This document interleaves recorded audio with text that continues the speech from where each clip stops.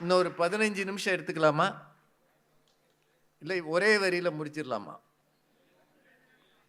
இதுக்கு உண்மை சொல்லணும்.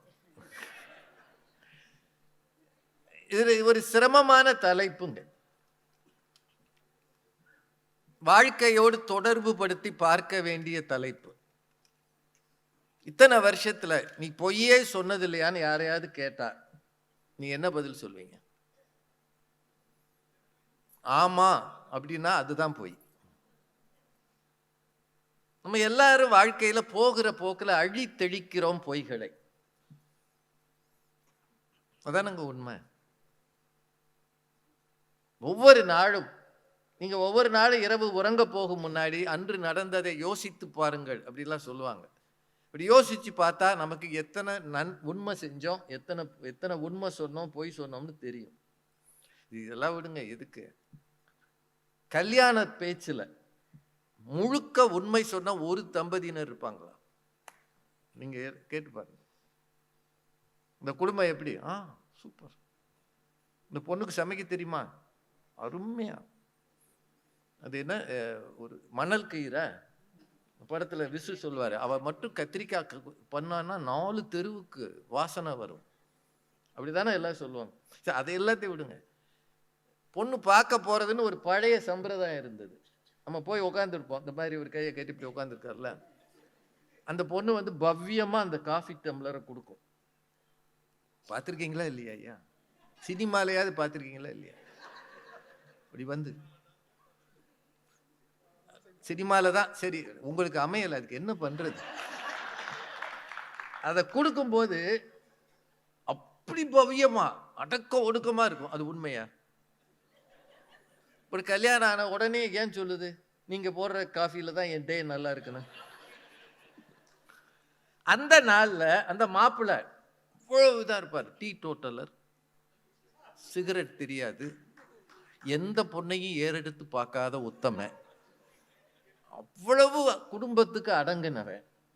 2 வீலர்ல மெல்ல 20 கிலோமீட்டர்ல தான் போவான். அதை தாண்டி ஓட்ட தெரியாது. பிரேக்கில் கால் வைக்காம வண்டியை தொடவே மாட்டான். அப்படித்தானே அவன் காட்டுறான். அடுத்த நாள் தலைகீழ நிக்கிறானா இல்லையா? நிக்கிறானா இல்லையா? இப்போ சில பொய்கள் தான் ஒரு குடும்பத்தையே உருவாக்குகின்றன. இல்லாட்டி குடும்பங்கள் சேராது. நான் இப்படித்தான், எனக்கு என்னென்ன பிடிக்கும், என்னென்ன பிடிக்காது, நீ இப்படித்தான் இருக்கணும்னு முதல்லயே பேசினான்னா நிச்சயதார்த்தத்தோடு நின்று போயிடும். அதானங்க இப்ப நடக்குது. நீங்க பாக்குறீங்களா, தமிழ்நாட்டில் பல ஊர்களில் நிச்சயதார்த்தம் பண்ணி ஒரு மொபைல் கொடுத்துறாங்க, நம்பரு கனெக்ஷன். அப்புறம் டெய்லி அந்த அம்மா பேசுது, உனக்கு யாரை பிடிக்கும்? எனக்கு ஏஆர் ரஹ்மான். ஏஆர் ரஹ்மான் ஆச்சு, எனக்கு அனிருத் தான் பிடிக்கும். நீ இன்னும் ஏஆர் ரஹ்மான்லயா இருக்க? எங்க அப்பா எம்எஸ் விஸ்வநாதன், எங்க அம்மா இளையராஜா, நான் ஏஆர் ரஹ்மான். அண்ணே கூப்பிட்டு சொல்லு. அவனும் நமக்கு ஒத்து வராது. அவெல்லாம் பழைய ஆள், கட்டுப்பெட்டி. சொல்லிடுறாங்கல்ல, நீ என்ன ட்ரெஸ் போட்டிருக்க? Modern dress. இப்போ எங்கள் வீட்டுக்கு வந்தாலும் இதுதான் போடுவியா? எங்கள் அப்பாலாம் இருப்பார், அப்படி போடுறத நாங்கள் விரும்ப மாட்டோம். உடனே அந்த அம்மா சொல்லிடுது. அந்த குடும்பமே நமக்கு ஆகாது. நான் எனக்கு விருப்பமான ட்ரெஸ்ஸை கூட போடாத ஒரு வீட்டுக்கு நான் எதுக்கு போனோம்? மது, இதெல்லாம் தெரிஞ்சு வச்சுக்கோங்க. ஏன்னா இப்போ பிரச்சனை உங்களுக்கு தான், எங்களுக்கெல்லாம் ஒரு பிரச்சனையும் இல்லை. நீங்க அங்கேயும் போய் பாட்டிகிட்ட கேட்குறேன்னு சொல்லாதீங்க. அந்த பொண்ணு பாட்டியா தூக்குடா அந்த ஆளு வேணாம் அப்படின்னா ஒரு சில பொய்கள் தேவைப்படுகின்றன. ஆபீஸ்ல இவர் ரொம்ப அழகா சொன்னார். பெரிய ஆளு கேட்கிறாரு, பாஸ் இந்த ப்ராஜெக்டை பத்தி உங்க கருத்து என்ன? நம்ம உடனே என்ன சொல்லணும்? இது உருப்படாது, நம்ம கம்பெனிக்கு நஷ்டம் தான் வரும், பிரயோஜனம் இல்லை. சொல்லுவாங்களா? யாராவது சொல்லுவாங்களா? இவன் பாரதி பாஸ்கர் மேடமே அந்த கம்பெனியில் வேலை பார்த்தா சொல்லுவாங்களா? என்ன சொல்லுவாங்க? பாஸ், இத்தனை வருஷமா நான் இங்க இருக்கேன், இது மாதிரி ஐடியா எவனுக்குமே வந்ததில்லை boss, you are great boss. அப்படிதானே சொல்லணும். அப்படிதானங்க சொல்லணும். யாருக்கு தைரியம் இருக்கு? ஆனா திருவள்ளுவர் ஒன்று சொன்னாரு, செவி கைப்ப சொற்பொருக்கும் பண்புடை வேந்தன் கவிகை கீழ் தங்கும் உலகுனார். இந்த குறள் அருமையான குறள். அதாவது இவர் தான் ராஜானா அவர் கிட்ட போய் நீ எல்லாம் ஒரு ராஜாவா, நீ ஆட்சியை செலுத்துற, ஒரு நாடு உருப்படுமா, மக்கள் கஷ்டப்படுறான்ல, ஒன்னாவது ஒழுங்கா செஞ்சிருக்கியான்னு சுத்தி நின்று திட்டுறான் பாருங்க. அது இவன் காதுல கைத்து போகிற அளவு காதுல இடிக்குமா. அப்படி திட்டுறவனையும் பொறுத்துக்கிட்டு இருக்கிற ராஜா தான் உலகத்துக்கு நல்ல ராஜான்னு திருவள்ளுவர் எழுதியிருக்கிறாரு. இப்படி சொல்ல யாருக்காவது தைரியம் இருக்கா? இடிப்பாறை இல்லா ஏமரா மன்னன் கெடுப்பார் இலானும் கெடும், இலானும் கெடும். தன்னஞ்சறிவது பொய்யற்க பொய்த்தபின் தன்னஞ்சே தன்னை சுடும். அதெல்லாம் அது முக்கியமானது. அந்த இடத்துல ஒரு ஏகாரம் இருக்கும். எவ்வளவு விஷயங்கள் இருக்கு, யாரும் சொல்ல முடியாது. நம்ம ஊர்ல இருக்கிற ஆட்சியாளர்கிட்ட போய் யாராவது சொல்லுவானா? நான் இந்த ஊரை சொல்லல, நம்ம ஊரு. அண்ணே நீங்க செய்யற திட்டமெல்லாம் விளங்காதுண்ணே, இது சரிப்படாதுண்ணே, இதனால ஒரு நன்மை இல்லைன்னு சொல்லுவானா? யாராவது சொல்லுவாங்களா? சொன்னா அடுத்ததுல ஒரு கேஸ் போட்டு உள்ள வச்சிருவாங்க. சொல்ல முடியுமா அவங்களால? நான் சொல்லியிருக்கான் அந்த காலத்துல பெரும் புலவர்கள் சொல்லியிருக்கான், மந்திரிகள் சொல்லியிருக்காங்க. அதைத்தானே அவங்க சொன்னாங்க. தசரதன் அவையில் அப்படி இருந்தாங்க. அவன் சொல்லியிருக்கான், மன்னனை எதிர்த்து பேசுவதற்கு அவனுக்கு துணிச்சல் இருந்தது. அவன் தான் சரியான ஆள். ஆனா நம்மால அன்றாட வாழ்க்கையில சொல்ல முடியாது. இது எல்லாத்தையும் விடுங்க. இங்க இருந்து சென்னையில போய் இறங்குறீங்க, கஷ்டப்பட்டு ஒரு எமிரேட்ஸ்ல இடம் பிடிச்சு லக்கேஜை ஏத்தி 23 46 கிலோவா இங்க இருக்கிற அம்பட்டையும் அள்ளி உள்ள போட்டு, உங்களுக்கு 30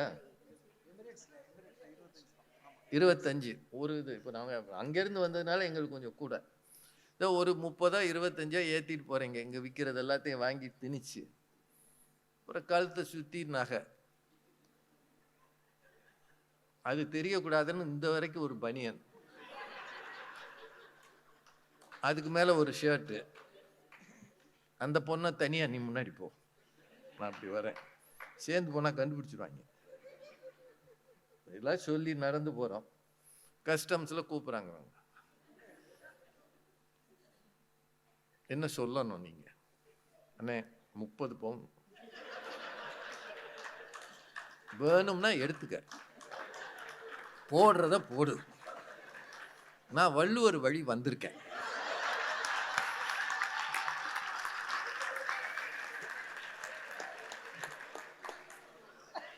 அரசாங்கத்துக்கு விரோதமா ஒன்றும் செய்ய மாட்டேன். அரசாங்கம் வேணா எனக்கு விரோதமா என்ன வேணாலும் செய்யட்டும், நான் ஒன்றும் செய்ய மாட்டேன். அவ்வளவு எடுத்துக்க. அந்த அவ போட்டிருக்க புது செயின், அது அவ கழுத்துல போட்டு பழைய செயின் மாதிரி போட்டுட்டு போறா. அவதான் என் மனைவி, அவளையும் பிடிக்க அப்படின்னு சொன்னா அந்த அம்மா வீட்டுக்கு போனோடனே டைவர்ஸ் பண்ணுமா பண்ணாது? பைத்தியக்காரனை கட்டி கொடுத்துருக்கேன். நம்மளால சொல்ல முடியுமா? பழக்க நடந்து ஓடிடு. அவருக்கு என்ன சார், இது எங்க வீட்டு நகை சார், கல்யாணத்துக்கு வந்திருக்கோம், அடுத்த வாரம் வீட்டுக்கு போயிடுவோம், போகும்போது எடுத்துட்டு போயிடும். அப்படித்தானங்க சொல்றோம். Whether you have declared everything at any point of time, செஞ்சிருக்கீங்களா ஐயா அப்படின்னு அவங்க கேட்குறாங்க. நான் கேட்கலையா, இந்த 3 பேரும் கேட்குறாங்க. எந்த இடத்திலாவது இருப்பதை இன்கம் டேக்ஸில் சொல்லியிருக்கோமா? நம்ம ஊர்ல பெரும் பணக்காரங்க, எனக்கு தெரியும் ஒரு பெரிய மில் ஓனர் இருந்தாரு, அவர் இன்கம் எல்லாம் அக்ரிகல்ச்சர் இன்கம்னு எழுதிடுவாங்க. எனக்கு நல்லா தெரியும், அக்ரிகல்ச்சர் இன்கம்க்கு இந்தியாவில் டேக்ஸ் கிடையாது. அவருக்கு வர்ற வருமானத்தெல்லாம் அக்ரிகல்ச்சர், அதுக்குன்னே தரிசு நிலம் கொஞ்சம் போட்டு வச்சிருப்பாங்க. அங்க விவசாயமே நடக்காது. ஒரு 100 ஏக்கர் தரிசு நிலத்துல இருந்து விவசாய வருமானம்னு சொல்லி இதை காட்டிடுவாங்க. வருமானம் முழுக்க அவருக்கு அக்கௌண்ட் ஆயிடும். ஒருத்தர் உருப்படியா சொல்லியிருக்காங்களா? சொல்லியிருக்காங்களா ஐயா? சரி, அதிகாரிகள் தான் நம்மகிட்ட உண்மை சொல்றேன்னா, இப்போ நீங்க போய் ஒரு பெட்டிஷன் கொடுக்குறீங்க, இது நடக்கும் நடக்காதுன்னு எவனாவது சொல்லியிருக்கானா? எந்த அதிகாரியா சொல்லியிருக்கானா? போயிட்டு வாங்க, அடுத்த வாரம் ஐயா பிஸியா இருக்கார். பூரா போய் அரசியல்வாதிகள் ஒரு உண்மை சொல்லியிருக்கிறாங்களா இன்று வரை? சுதந்திரம் வாங்கி 77 வருஷம் ஆச்சு. ஏதோ அப்பாவி கக்கன் காமராஜர் மாதிரி 1 2 பேர் இருந்தாங்க. காமராஜர் எப்போ போனாலும் ஆகட்டும் பார்க்கலாம்னு சொல்லுவாராம். அவங்க அம்மாவுக்கு ஒரு சின்ன ஃபேன் வாங்கி கொடுக்கறது கூட 1000 யோசிச்சாராம். பாத்ரூம் கட்டக்கூடாதுன்னு சொன்னாராம். எல்லாரும் தெருவில் போறாங்கல்ல, நீயும் போ, உனக்கு மட்டும் என்ன பாத்ரூம் வேண்டி கிடக்கு, அப்படி உனக்கு கட்டி கொடுத்தா எல்லாருக்கும் கட்டி கொடுக்கணும்னாராம். இப்படியும் அந்த காலத்துல இருந்திருக்கிறாங்க. எவ்வளவு பெரிய நல்ல மனிதர்கள். ஆனா அதற்கு முன்னால் அதற்கு பிறகு யார் இருந்தாரு? ஒருத்தரை சொல்ல முடியாது. அப்படின்னா இந்த உலகத்துல பொய் சொல்வது சாதாரணம், அது இல்லாமல் ஒன்றும் முடியாது அப்படின்னு 3 பேர் சொன்னாங்க இல்லையா? அதை நீங்க ஏத்துக்கிறீங்களா இல்லையா? என்னங்க அமைதியா இருக்கீங்க?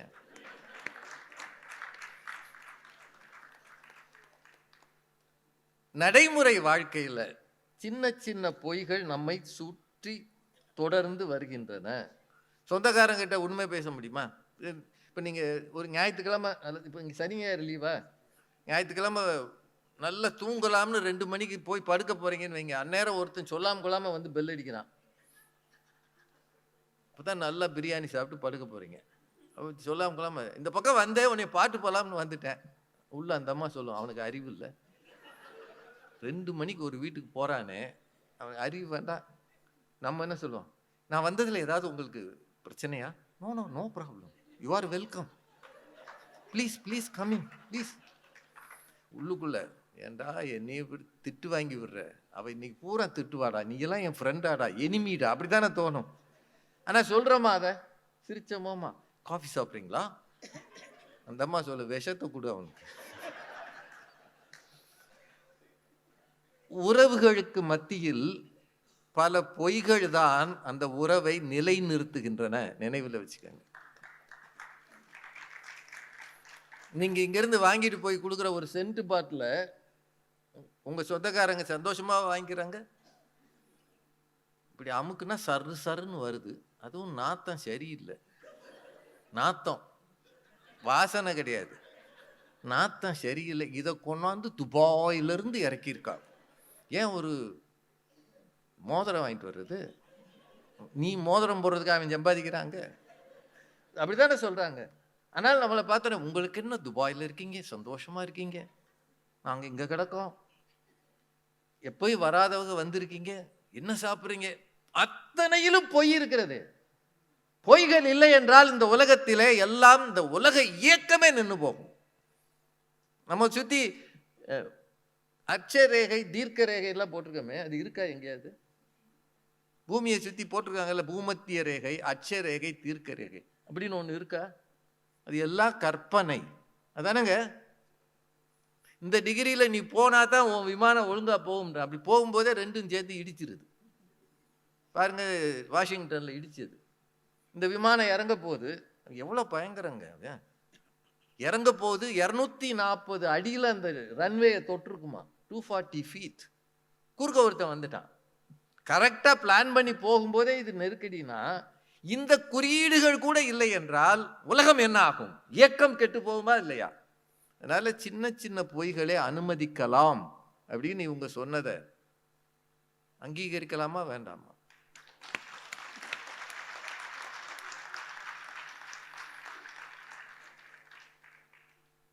அப்படியே விட்டுட்டா இந்த பாவம் மது ரொம்ப வருத்தப்படுவார். அப்புறம் பாட்டிக்கிட்ட போய் அழுவார்.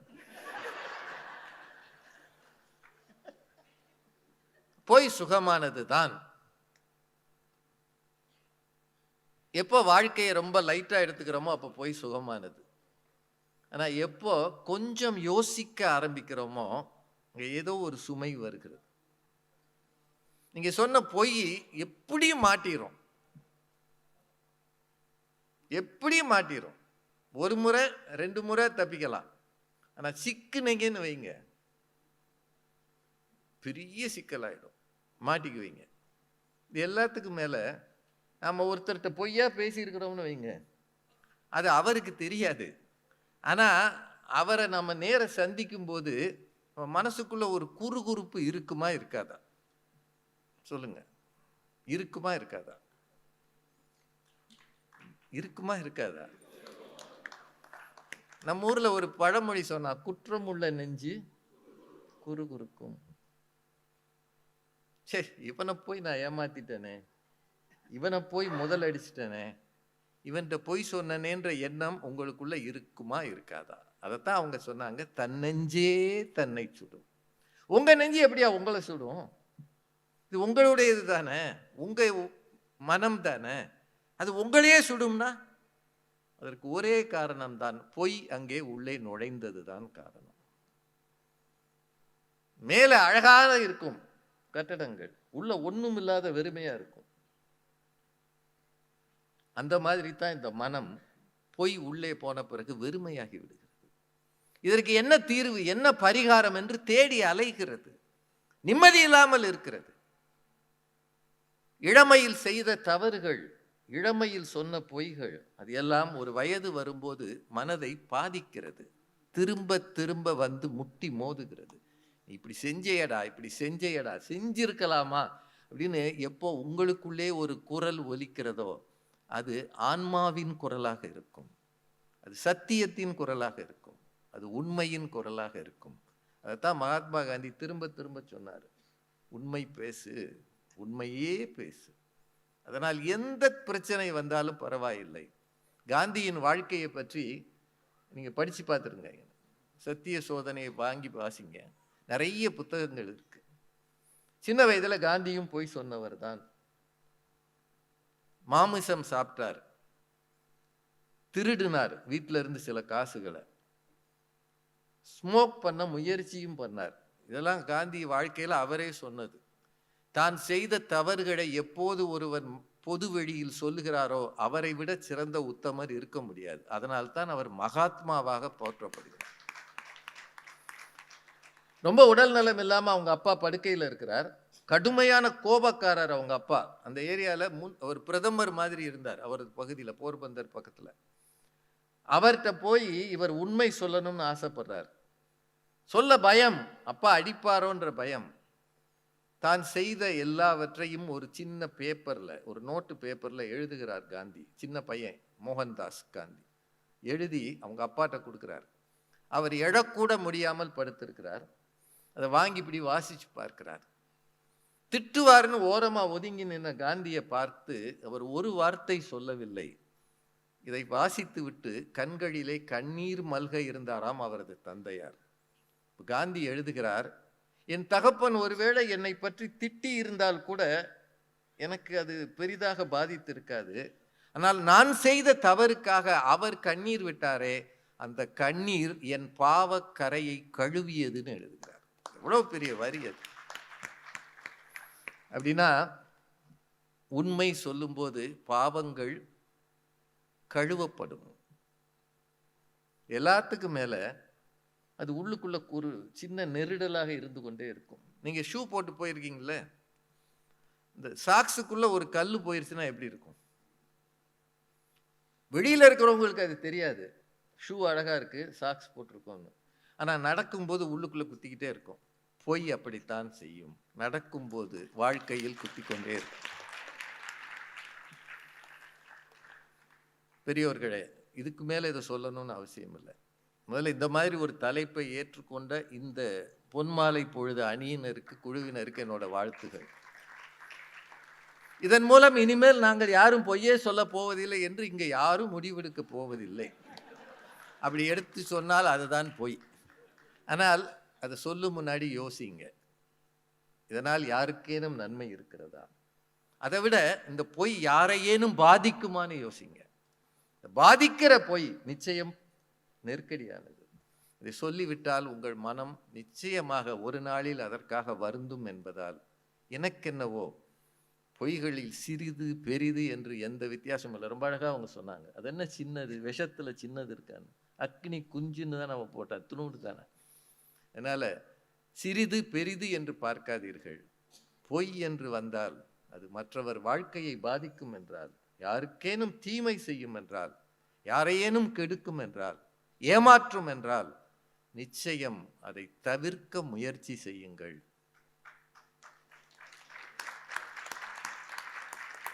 அது அப்போதைக்கு சுகமானது, ஆனால் வாழ்வில் நீண்ட வாழ்க்கையில் அது சுமைதான்.